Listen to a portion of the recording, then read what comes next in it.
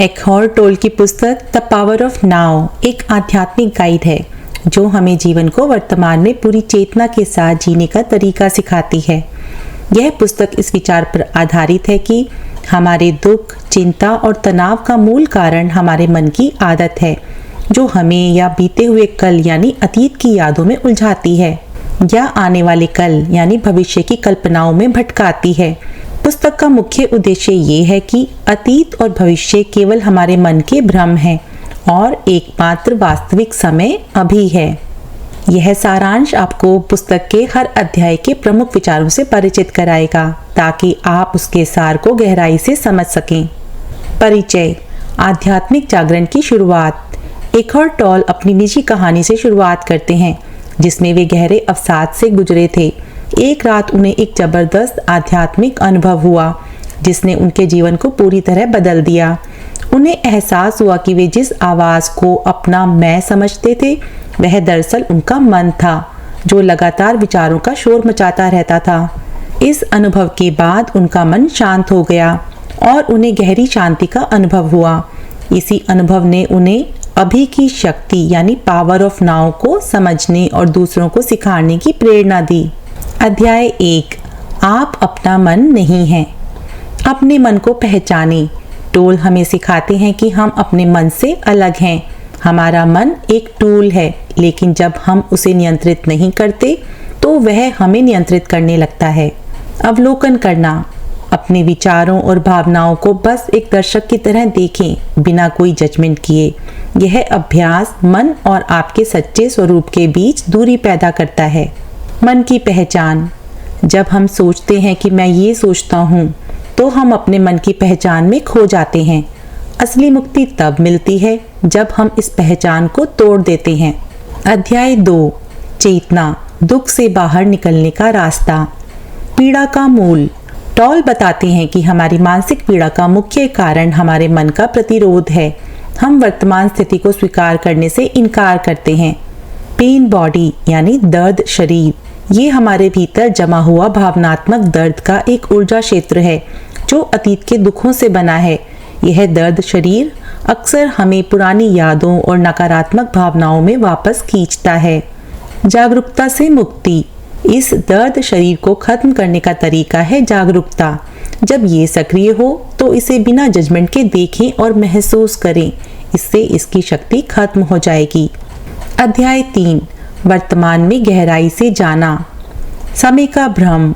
ये अध्याय समझाता है कि समय केवल एक मानसिक अवधारणा है। हम अक्सर मुझे ये करना है या ये हो चुका है जैसी बातों में खोकर वर्तमान को खो देते हैं। प्रकृति के साथ जुड़ना। प्रकृति में समय की कोई अवधारणा नहीं होती। एक फूल को देखें, एक पेड़ को स्पर्श करें। ये अभ्यास आपको वर्तमान में वापस लाता है। प्रतीक्षा का अंत। जब आप कुछ होने का इंतजार कर रहे होते हैं तो आप असल में जीवन का इंतजार कर रहे होते हैं। हर पल को पूरी चेतना के साथ जीना शुरू करें। अध्याय 4। मन से मुक्त होने के तरीके। इंद्रियों का उपयोग। अपनी 5 इंद्रियों का पूरी तरह से उपयोग करें। भोजन के स्वाद को महसूस करें। पक्षियों की आवाज को सुनें। ये अभ्यास आपको वर्तमान में केंद्रित करता है। ध्यान यानी मेडिटेशन। मन को शांत करने के लिए ध्यान एक शक्तिशाली तरीका है। ये हमें विचारों के शोर से दूर अपने भीतर की शांति से जोड़ता है। हर काम में मौजूदगी। चाहे आप बर्तन धो रहे हों या टहल रहे हों, उस काम को पूरी चेतना के साथ करें। हर छोटे से छोटे काम को एक ध्यान बना लें। अध्याय 5। अस्तित्व की अवस्था में प्रवेश। अस्तित्व यानी बीइंग। टोल इसे हमारी गहरी, शांत और असीम चेतना के रूप में परिभाषित करते हैं। यह मन के शोर से परे है। गहरी शांति। जब आप वर्तमान में पूरी तरह से मौजूद होते हैं तो आपको अपने भीतर एक गहरी शांति महसूस होती है। यह शांति हमारी असली प्रकृति है। निराकार चेतना। ये अध्याय हमें सिखाता है कि हम केवल शरीर और मन नहीं हैं, बल्कि निराकार चेतना है जो इन दोनों को अनुभव कर रही है। अध्याय 6। चेतनापूर्ण संबंध। वास्तविक संबंध। जब हम वर्तमान में होते हैं तो हमारे संबंध भी अच्छे, सच्चे और गहरे होते हैं। हम दूसरों को उनके असली रूप में देख पाते हैं। ना कि अपने मन के बनाए हुए विचारों के माध्यम से। प्रेम की शक्ति। टोल बताते हैं कि सच्चा प्रेम मन से नहीं बल्कि अस्तित्व की गहराई से आता है। जब हम वर्तमान में होते हैं तो हम बिना शर्त प्रेम का अनुभव करते हैं। टकराव का समाधान। वर्तमान में मौजूद रहकर हम मन के टकरावों से बच सकते हैं, क्योंकि टकराव हमेशा अतीत या भविष्य के विचारों पर आधारित होते हैं।